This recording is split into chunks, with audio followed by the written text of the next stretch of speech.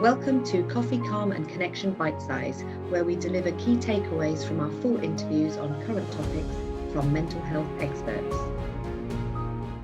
What kind of tools have you learnt over your life that when you recognise you are starting to feel diminished or your self-confidence going, or you're feeling higher levels of anxiety, what do you do? How do you get through it?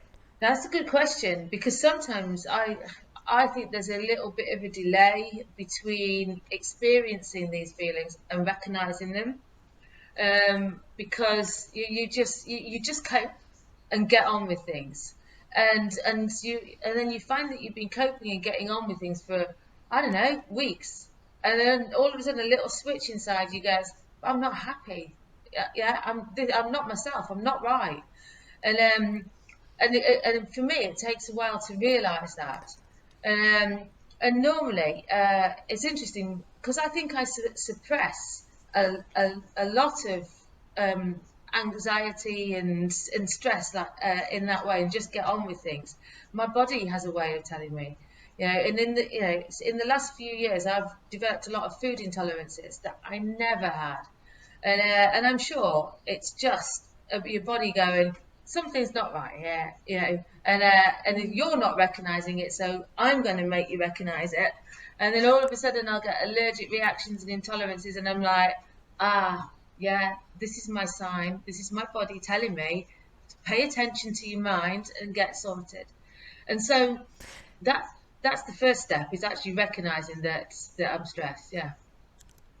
I think that's such an important topic. I did a podcast with a clinical psychologist called Aji, and he's fabulous. And one of the things we were talking about was emotional signaling and how those signals can be subtle, but as a Western world, as a society, we've lost the ability to recognize those signals.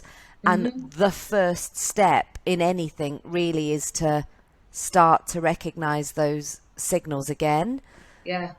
It's so interesting. And I think it's funny when the physiological takes over and goes, I'm going to hit you now because you're really not listening to me. Yes. Yeah. And that seems to be what happens with me. And as soon as I get a trigger, with a food allergy or something like that, I'm like, oh, of course, because I know it's always connected. And I guess one of the first things that I do is talk to Ollie, because he knows me, as well as I know myself. And so I go, I'm worried about this, I'm not happy about that. And he'll always go, well, I could have told you that. I could have seen that coming. Yeah. My husband says my husband says to me regularly, like I'll go home from work or something and I'll be tired, and his saying is, I've got a question for you, Sarah. Are you going to run headlong into that brick wall, or do you think you should maybe sit down and have a cup of tea for a minute? Yeah. And almost always I go, oh yeah, that's happening.